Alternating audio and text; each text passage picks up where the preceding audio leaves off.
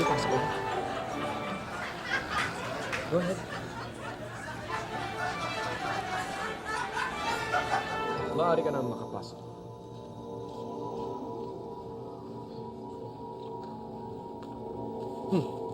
Oh, bakit nandito ka na? Eh, hindi pa oras mamatay eh. Hindi ko pa oras mamatay. Hindi pa eh.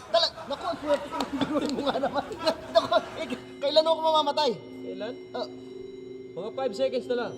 5, second. 4, 3, 2, 1.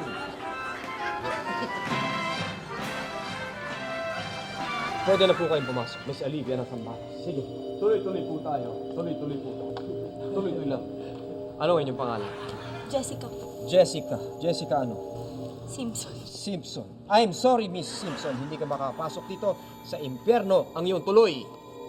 Pero San Pedro, galing na ako doon. Anong ibig mong sabihin? Ha? Ang ibig ko sabihin, pag nakasama niyo ang Mr. Ko na Lesenggo, yung biyanan niya na manyakis, at saka yung mga kapatid ng adik, malalaman niyo ibig ko sabihin. 4 oras dahil natutulog din ang tagapagbalita. 4 oras, perwisyong totoo. At ngayon, narito ang walang kinikilingan, walang pinoprotektahan.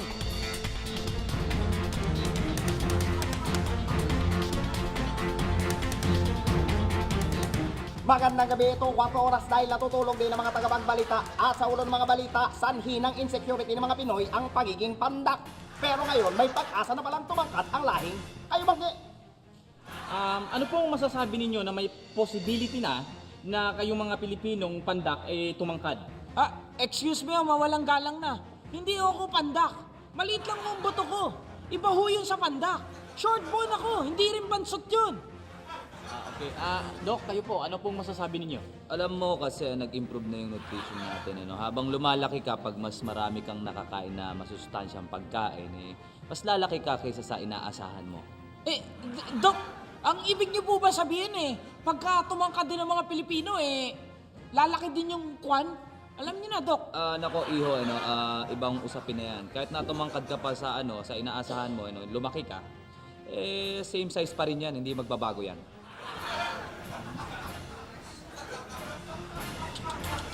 sayang?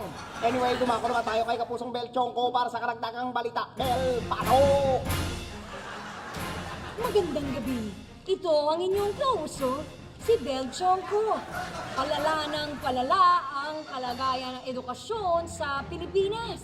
Bukod sa malaking kakulangan sa mga guro at classroom, 80% pa ng mag-aaral sa mga public high school ang hindi nakakabasa. Nako, malaking problema nga yan. Ito nga anak ko, inilabel dun sa delata, hindi niya mabasa. Kailangan tanungin pa sa akin kung sardines o corned beef ang laman. Buti na lang maganda siya at marunong mag-spaghetti. Pwedeng entertainer sa abroad tulad ng mga kapatid niya.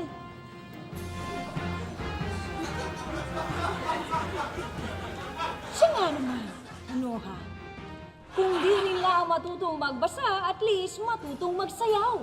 At ngayon, dumako tayo sa instigador ng bayan, si Michael Ricketts. Maraming salamat, Bel. Pupunta ba kayo sa sementeryo sa darating na undas? Pwes, pumorma ng maigi. Dahil alam naman nating lahat na hindi pagdalaw sa patay ang pinupuntahan ng kabataan ngayon sa sementeryo, kundi ligawan. Kaya mga kabataan, kapag nakita nyo yung crush nyo sa sementeryo, pormahan nyo sila at huwag nyo silang tatantanan. Ngayon naman dumako tayo sa pinsan ni Papaya Guano na si Piaya Guano para sa ating showbiz na kaminit. Piaya, pasok! Salamat, Mike!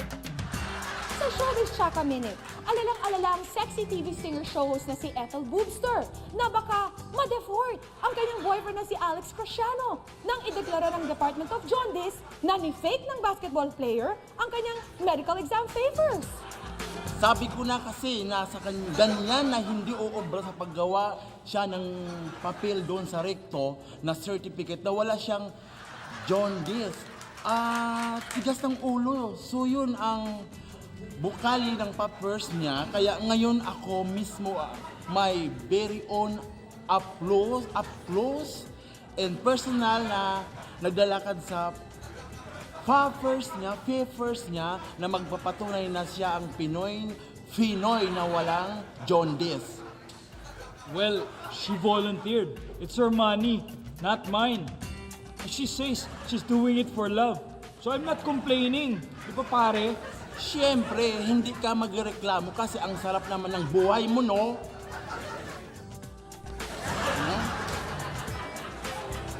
My issue. At meron breaking news! In Filipino, nakakabasag na balita. Nagkakamultuhan daw sa set ng GMA7's #1 telepantasya show na Mulawin. Nagliliparan ng props at may nakikitang lumilipad na hindi naman kabilang sa Ravenna o sa mga Mulawin. Nay! Kinikilabutan ako! Dahil dito, babaguhin na ang pangalan ng Mulawin at gagawin na itong Mulawin. At yan po ang ating showbiz tsaka minute ngayong gabi. Back to you, Mike. Maraming salamat, Piyaya. At yan po, nagwawakas sa... Excuse me po. Yan po, nagwawakas sa 4 oras ngayong gabi. Walang tinititigan, walang patutunguhan. Ako naman si Bel Chongko. Hatid sa inyo ay perwisyong totoo. Maraming pong salamat sa inyong pagtutunganga. Ano ha? At ako naman po, si Piyaya Guanyo. Hatid sa inyo ay kilig-kilig totoo. Natutulog kami 4 oras dahil natutulog din ang tagapagbalita. Who did your hair, ha? Sino ba kumuha ng iyong buhok? Abay, napakaganda ng kulay. Pantay na pantay. Yan lamang ba yan?